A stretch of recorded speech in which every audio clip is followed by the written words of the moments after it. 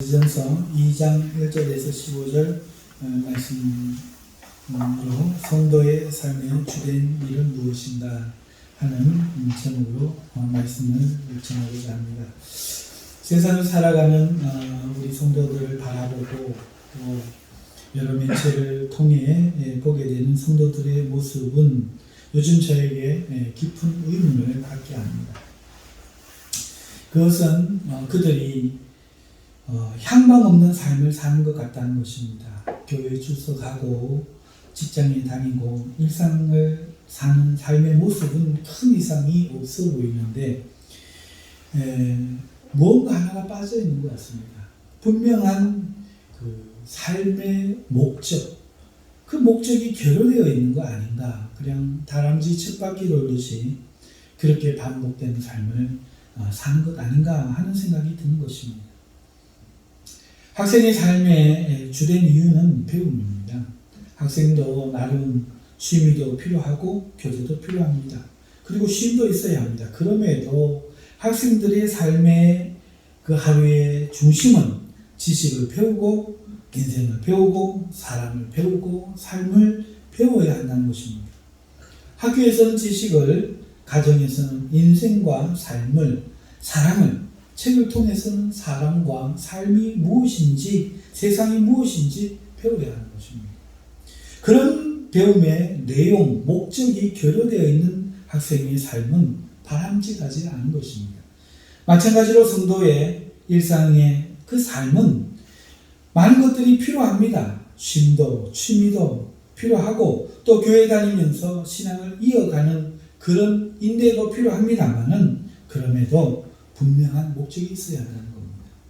즉 그냥 살아내는 것이 아니라 분명한 목적의식이 있는 삶을 살아야 한다는 것입니다. 그렇다면 성도가 일상에서 학생의 공부와 같이 목적이 되는 그 중심된 삶의 내용은 무엇일까요? 그것을 오늘 바울 사도가 디모데에게 권면하고 있고 2장 1절에서 15절까지 읽은 말씀을 통해 오늘 저는 말씀을 드리고자 합니다. 오늘 우리도 이 말씀을 듣고 향방 없는 성도가 아니라 분명한 삶의 중심이 있는 성도로 살아갈 수 있기를 바라면서 말이죠. 오늘 이 바울 사도의 권면은 세 가지로 요약할 수 있겠습니다. 첫째는 모든 사람을 위해 기도하라는 것입니다. 둘째는 모든 사람이 구원받도록 노력하는 것입니다. 셋째는 이를 위해 남자와 여자는 이렇게 살아라 하는 것입니다. 오늘 우리 삶에 목적이 있는 중심을 이룬 학생의 학업과 같이 성도의 삶의 행위를 세 가지로 말한다면 바로 모든 사람을 위하여 기도하는 것, 그리고 모든 사람이 구원받도록 노력하는 것, 그리고 남자와 여자의 마땅한 삶의 모습, 이렇게 세 가지입니다. 먼저 첫 번째로 모든 사람을 위해 기도하라. 사도 바울이 말합니다. 2장 1절에 내가 첫째로 권하노니 모든 사람을 위하여 간구와 기도와 도구와 감사를 하되 여러 가지 제목으로 여러 가지 이름으로 기도할 것을 명하고 있습니다. 그러니까 굳이 이 말씀을 해석하지 않아도 금식해서 기도하고 시간 내서 기도하고 릴레이 기도하고 할 수 있는 기도의 종류를 다 해서 모든 사람을 위해 기도하라 하는 것입니다. 그러면 그 모든 사람은 누가 들어갑니까? 임금들과 높은 지위에 있는 모든 사람을 위하여 하라 하고 있습니다. 왜 그렇습니까? 이는 우리가 모든 경건과 단정함으로 고요하고 평안한 생활을 하기 위함이라 말씀하고 있습니다. 여러분, 정치와 우리는 결코 분리될 수 없습니다. 여러분, 유대인들이 그 수십만의 유대인들이 여러분 학살당하지 않았습니까? 그게 무엇 때문입니까? 정치 때문입니다. 거기에 죄 지은 유대인만 죽었습니까? 아니요. 경건하고 바르게 살던 유대인들도 수없이 죽었어요. 이유가 무엇입니까? 정치 때문입니다. 무슨 정치 때문입니까? 예수님 당시에 예수님을 팔은 그 정치인들 때문입니다. 히틀러라는 한 사람이 일어서서 그를 많은 사람들이 본회표를 제외한 많은 사람들이 지지했기 때문에. 그래서 그렇게 죽은 겁니다. 사랑하는 성도 여러분, 우리나라에 어떤 정치인이 쓰는 것과 우리의 신앙은 상관없다. 그건 거짓말입니다. 누가 성향에 따라서 오늘 우리는 기도할 수도 없고 예배할 수 없게 될 수도 있고 박해받을 수도 있고 모든 것을 빼앗길 수도 있는 것입니다. 그러므로 사도 바울은 이것을 알기 때문에 높은 지위에 있는 임금들, 권세자들을 위해 기도하라는 거예요. 그래야 우리가 좋은 사람이 있어야, 바른 사람이 있어야 우리가 경건 생활, 모든 경건한 생활을 할 수 있다는 겁니다. 나라가 타락하게 돌아가면 아무리 우리 자녀들이 바르게 자라고 싶어도 교회에서 바르게 가르쳐도 듣지 않는다는 것입니다. 맹모삼천직이라는 말이 있는 거죠. 우리 자녀들이 시장에 가면 시장에 골라를 배우는 겁니다. 그러므로 우리 세상에서 바른 권세자들이 바르게 세상을 다스릴 수 있기를 위하여 기도하라. 이것이 첫 번째 바울의 권면입니다. 그리고 이것이 구주 하나님 앞에 선하고 받으실 만한 것이다 라고 말하고 있습니다. 우리가 무엇을 해야 됩니까? 세상에 많은 재물을 내어놓는 것보다 하나님이 더욱 기뻐하시고 좋아하시는 것은 바로 이 세상을 위하여, 모든 사람을 위하여 기도하는 것인 줄 믿습니다. 두 번째로 하나님께서 오늘 우리에게 바울을 통하여 우리 삶의 주된 삶의 첫 번째 외에 두 번째 중심 내용, 중심 목적이 뭐냐? 이렇게 말씀합니다. 하나님은 모든 사람이 구원을 받으며 진리를 아는 데에 이르기를 원하신다는 겁니다. 여러분, 우리 개혁교회의 폐단이 뭔가 하니까 택자교리입니다. 택자교리는 우리가 자랑하는 교리입니다. 저도 수없이 설교했습니다. 한데 우리가 가장 망하게 하고 있는 것이 택자교리입니다. 아니, 어찌 말하면 율법이 나쁜 게 아니라 율법을 잘못 이해한 사람들, 그리고 그 율법을 지킬 수 없는 그 사람의 죄성이 문제여서 율법이 나쁜 것으로 이해된 것처럼 택자교리는 나쁜 것이 아닌데 택자교리를 받아들이는 사람들의 무지와 그의 잘못으로 인해 택자교리가 가장 한국교회를 망치는 원인이 되고 있습니다. 구원받을 놈 받겠지, 구원받을 사람 받겠지, 이게 잘못된 겁니다. 하나님은 그렇게 가르치지 않습니다. 그것은 사실입니다. 아이고, 무식한 사람아, 무식한 거 사실입니다. 무식한 사람 보고 야, 무식한 거 사라고 했습니다. 죄입니까? 미련한 사람 보고 미련한 거 사라 했습니다. 사실을 말했습니다. 죄입니까?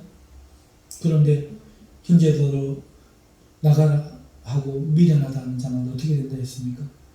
공의에 잡혀가고 지옥불에 던져지려 했습니다. 사실을 이야기했는데 왜 죄입니까?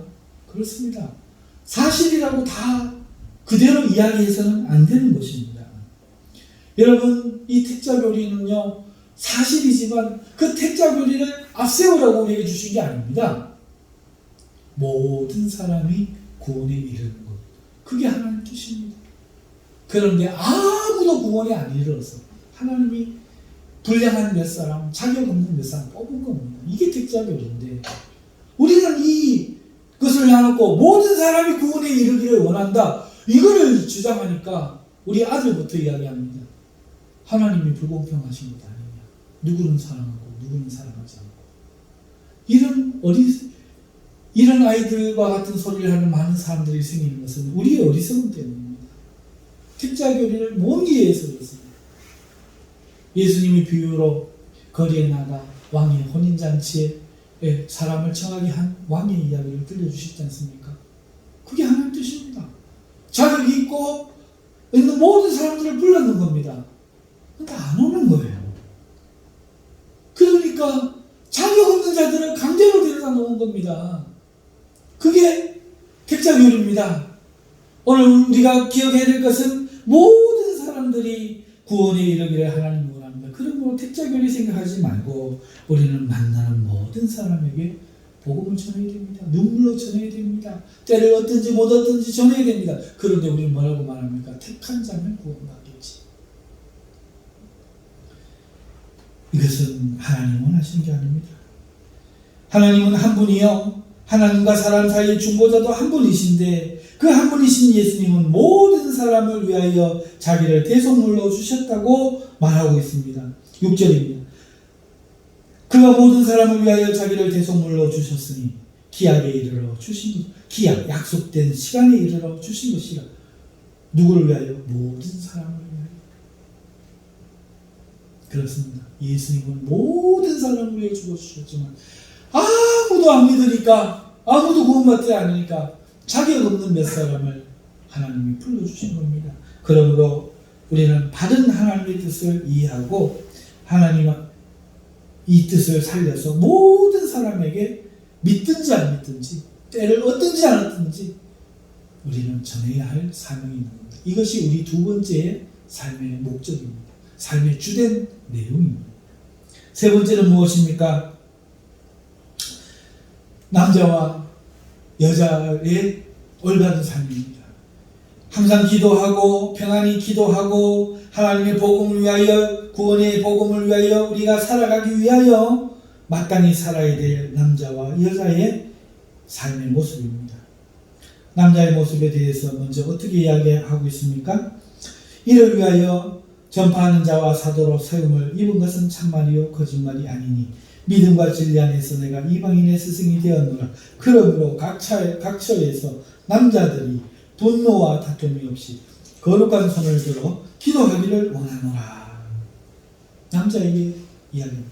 남자의 삶, 남자 성도들의 삶, 삶의 중심된 학생의 공부같이 학업같이 남자 성도들의 중심된 삶은 뭐냐? 모든 사람을 위하여 거룩한 손을 들어 매일마다 기도하는 것. 그게 제사장 나타나는 정체성과 연관이 되는 것입니다. 그런데 그 기도를 방해하는 것이 있습니다. 그게 뭡니까? 분노와 다툼 없이. 이 말이 왜 갑자기 나옵니까? 남자들은 짐승이거든요. 남자들은요, 먹는 것, 그 다음에 힘센 놈끼리 싸우는 것, 그 다음에 번식하는 것, 이 본능을 타고났습니다. 그래가지고 남자들 사이에서 이 분노와 다툼이 늘 끊이지 않는 거예요. 다투는 것이 동물의 본능입니다. 심지어 동물의 세계에서는 새끼들이 크면 아버지를, 애비를 물리치고 자기가 무리의 리더로 등극하지 않습니까?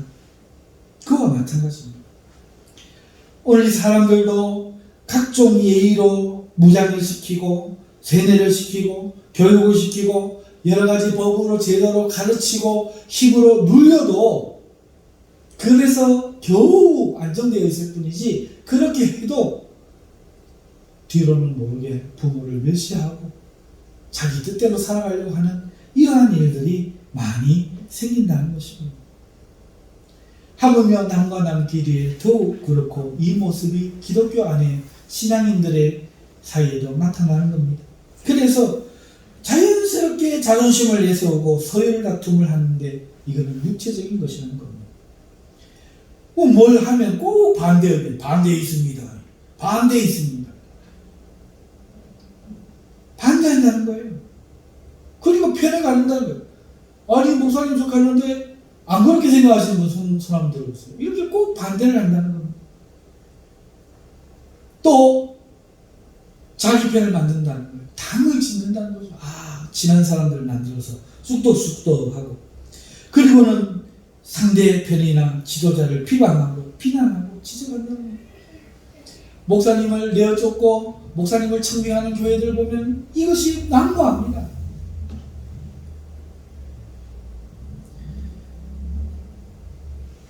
얼마나 남자들 사이에도 시기하고 질투할지 모릅니다.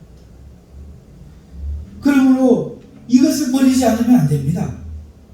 남자들이 이러한 것으로 인해서 교회가 분열하도록 놔두어서는 안 된다는 겁니다. 그러면 남자들이 거룩한 손을 들어 합심하여 기도하지 못하는 것입니다. 복음이 방해를 받습니다. 이게 큰 죄라는 겁니다. 그러므로 남자들은 다투고 분내는 것을 이제는 하지 말아야 돼요. 뭘 하지 말아야 되느냐? 다투는 것, 분내는 것, 분열되는 것, 이걸 하지 말아요. 그리고 뭘 해야 되느냐? 장로님도 일어서서, 집사님도 일어서서, 목사도 일어서서 딴소리 하지 말고 싸우지 말고 거룩한 손 들어서 세상을 위하여, 모든 사람을 위하여, 모든 이가 구원에 이르도록 기도하는 것입니다. 이게 우리의 가장 큰 일입니다. 이게 우리의 가장 큰 삶의 중심인 것입니다. 사도 바울은 두 번째로 여자들에게 이야기를 합니다. 여자들 어떻게 해야 되느냐? 이렇게 하라고 이야기합니다. 옷을 단정하게 입고 소박함과 정절로 자기를 단장하라고 합니다. 여러분, 아내가 남편 보고 돈 못 벌어온다 하니까 남편이 나가서 돈 버는데 정신이 없습니다.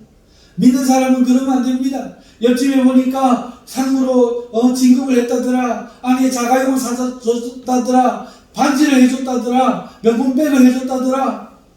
그래서 남자들이, 그리스도인들이 돈 버는데 열을 냅니다. 여자의 단장은 그렇게 하는 게 아니라는 겁니다. 옷을 단정하게 입으라는 거예요. 여자들이 옷을 섹시하게 입고 난하게 입고 그렇게 몸매를 드러내게 입는 것은 잘못됐다는 겁니다. 소박함과 정절로 자기를 단장하라는 겁니다. 두 번째, 따은 머리와 금이나 진주나 값진 옷으로 자신을 단장하지 말라는 겁니다. 따은 머리가 뭡니까? 모양 내는 거잖아요. 예뻐지는 것으로, 그리고 금은 진주 이런 보석들로, 그리고 값진 옷, 명품들로 자기를 단장하려고 하지 마라, 이렇게 이야기하고 있습니다. 좋은 화장품을 발라서, 비싼 화장품 발라서 얼굴을 남들보다 더 젊게 예쁜 것으로 치장하지 말라고 합니다. 요즘 그리스도인들이 웃겠네요. 아이고 목사님, 시대 지난 이야기 참 잘도 아십니다.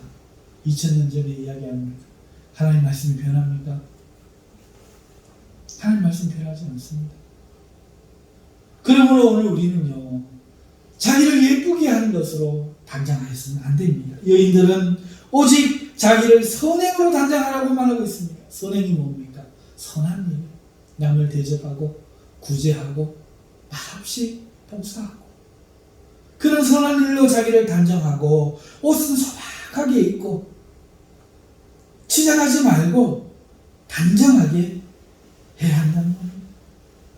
하나님 말씀이 변하지 않았다면, 하나님을 변화시키지 않는 분이라면 지금도 그런 것입니다. 그리고 여자는 일체 순종함으로 조용히 배우라고 말하고 있습니다. 여러분, 여자가 가르치는 것과 남자를 주관하는 것 하니까 이거 교사되지 말라, 이 말이 아닙니다. 여기서 남자가 공용으로 사용되어지고 있습니다. 등이 접속사 카이를 통해서 같이 이거와 저거, 그러니까 여자는 남자를 가르치는 것과 여자가 남자를 주관하는 것 같은 말입니다.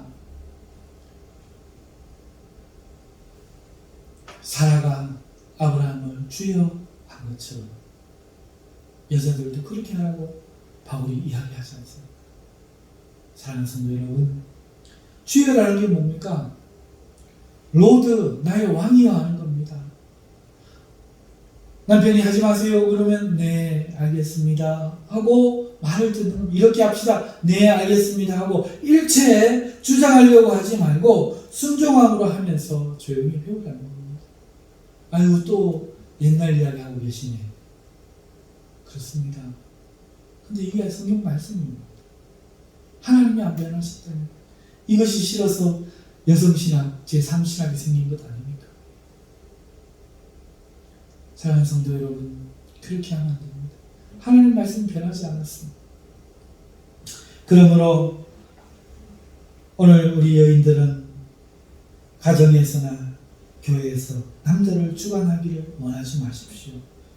가르치기를 이렇게 하라 저렇게 하라 지도해서 자기 뜻대로 움직이기를 주장하지 마십시오. 오히려 죽게 하듯 순종함으로써 하나님의 뜻을 이루어내시길 바랍니다. 이게 안 되면 남자들이 가정이 불편해서 아내를 사랑할 수가 없잖아요. 불편해서 아무것도 못하는 겁니다. 각방을 쓰고 따로 사는 겁니다. 마음이 화해가 안 되는 겁니다. 왜? 거센 여자를 좋아하는 남자는 이 세상에 단 한 명도 없기 때문에 그렇습니다. 잠시는 거센 여자가 좋을지 몰라도 거센 여자는 이 세상에 어떤 남자도 싫어합니다. 사랑할 수가 없는 겁니다. 여리고 연약하고 사랑이 온유하고 부드러운 여자를, 따뜻한 여자를 남자들은 진심으로 아끼고 사랑하고 존중하는 것입니다. 그러므로 여자들이 이런 삶을 살 때 남자들이 마음을 잡고 자신의 하나님께서 주신 사명, 곧 세상을 위하여 기도할 수 있는 것입니다. 이런 기도에 방해되지 않도록 이렇게 살아야 한다. 사도 바울이 공면하고 있습니다. 오늘 성도들이 이 세상을 살면서 향방 없는 사람이 아니라 향방 있는 사람으로 살아가는 그 일, 그 중심된 일, 그게 무엇입니까? 남자들이 거룩한 손을 들고 여자들도 마찬가지입니다. 세상을 위하여 기도하는 겁니다. 모든 사람을 위하여 기도하는 겁니다. 이것이 우리의 첫 번째 일입니다. 두 번째, 모든 사람에게 구원의 복음을 전하고 애쓰는 것입니다. 이건 목사가 하는 게 아닙니다. 성도 모두가 해야 될 일입니다. 모든 사람이 매일같이 한 번이라도 단 한 사람이라도 복음을 전하고 그를 위해 기도하고 애를 써야 됩니다. 이것이 없다면 그리스도인이라 말할 수 없는 것입니다. 이것이 학생이 공부를 안 한 것과 같다는 것입니다. 그리고 세 번째, 남자는 거룩한 손을 들고 기도하는 것이 삶의 주된 내용이에요. 여인들은 가정에서 선으로 자기를 단장하고 남편에게 배우며 순종하는 것입니다. 오늘 이것이 하나님의 말씀인 줄 믿으신다면 오늘 우리 모두에게 이 하나님의 말씀에 순종하는 은혜가 있기를 주님의 이름으로 축원합니다. 우리 통성기도 하십시오.